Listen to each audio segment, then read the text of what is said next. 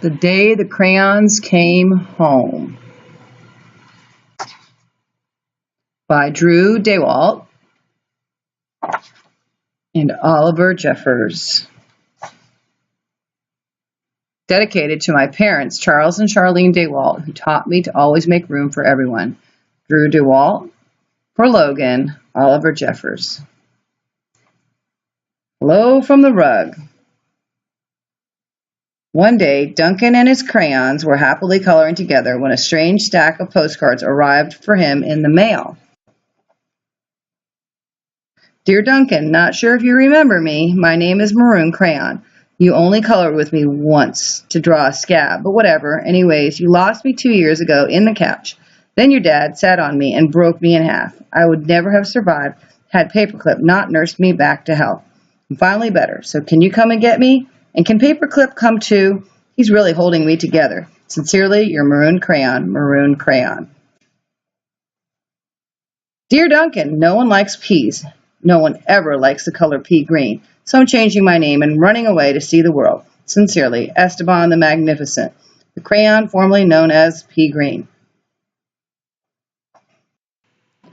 Hi Duncan, it's me, Neon Red Crayon. Remember that great vacation we had with your family? Remember how we laughed and we drew a picture of your dad's sunburn? Remember dropping me by the hotel pool when you left? Clearly, you do not, because I'm still here. How could you miss me? Anyway, after 8 months waiting for you to come back and get me, I guess I'm walking back. Your left behind friend, Neon Red Crayon. Duncan, it's us, yellow and orange. We know we used to argue over which of us was the color of the sun. But guess what? Neither of us wants to be the color of the sun anymore. Not since we were left outside and the sun melted us. Together! You know the real color of the sun is? Hot! That's what. We're sorry for arguing. You can make green the sun for all we care. Just bring us home. Your not so sunny friends, yellow and orange. Hi, Duncan. I'm sure you don't recognize me after the horrors I've been through. I think I was tan crayon, or maybe burnt sienna. I don't know. I can't tell anymore. Have you ever been eaten by a dog and puked up on the living room rug? Because I have. I have been eaten by a dog and puked up on the rug. Duncan, it's not pretty. Not pretty at all. I'm more carpet fuzz and crayon now. Can you please bring me back your undigestible friend tan or possibly burnt sienna crayon?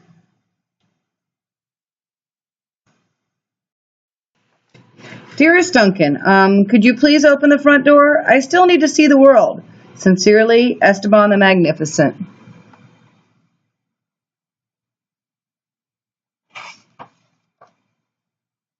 Hey Duncan, remember last Halloween? We told your little brother there was a ghost in the basement stairs. Then we drew scary stuff on the wall. Sure, that was funny when he ran screaming, right? But it wasn't so funny when you forgot to take me outside of the basement. Please come and get me. I'm kind of terribly horrified. You're scared, glow-in-the-dark crayon. Dear Duncan, it looks like I'm almost home. Been through China, Canada, and France, I think. Just crossing New Jersey by camel now. New Jersey has giant pyramids, right? See you soon, Neon Red Crayon. P.S. The next stop, the North Pole. I think. Duncan, does page 8 of Pirate Island ring a bell? Kind of a big payday for Captain Greenbeard there, don't you think? And no bronze or silver in that pile, huh? I told you it'd make me blunt if you colored each coin individually, but did you listen? No. I also told you those stupid crayon sharpeners never work. Did you listen to that also? No. Now I can't color anything at all. Your pointless friend, Gold Crayon. Dear Duncan, I've seen the world. It's rainy. I'm coming back.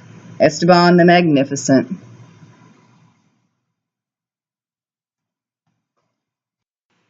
Hey Duncan, you're probably wondering why my head is stuck to your sock. A question I ask myself every day. Well, it's because last week you left me in your pocket and I ended up in the dryer. I landed on your sock and now he's stuck to my head. Can you please come and get me? Also, why does everything you wear still smell even after it's washed? Your stinky sock. Stucky on head, buddy. Turquoise crayon. P.S. Sock says hi.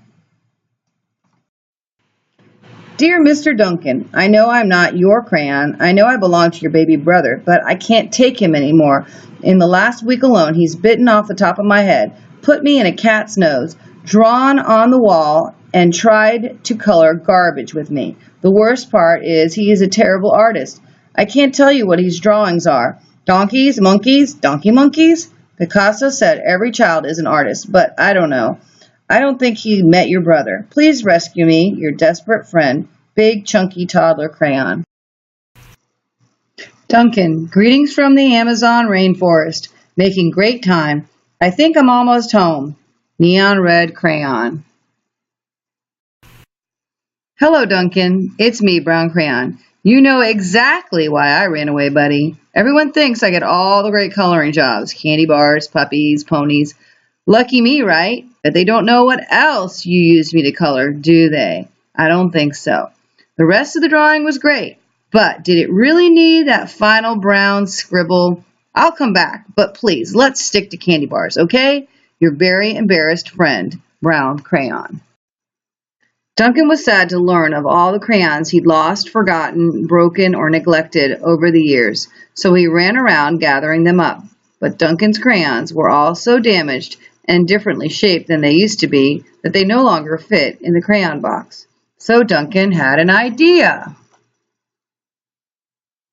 He built a place where each crayon would always feel at home.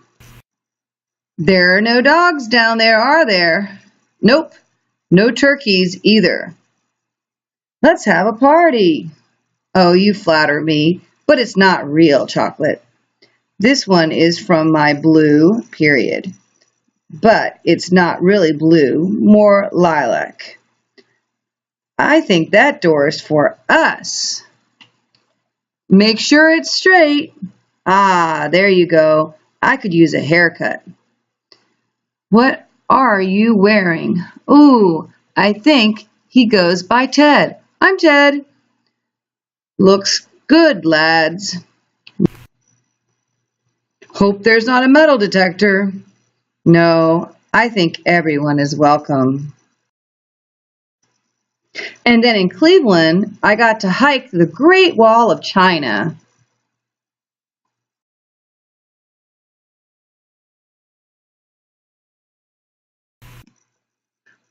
Drew Daywalt is the author of the #1 blockbuster bestseller, The Day the Crayons Quit, for which he won an E.B. White Read Aloud Award.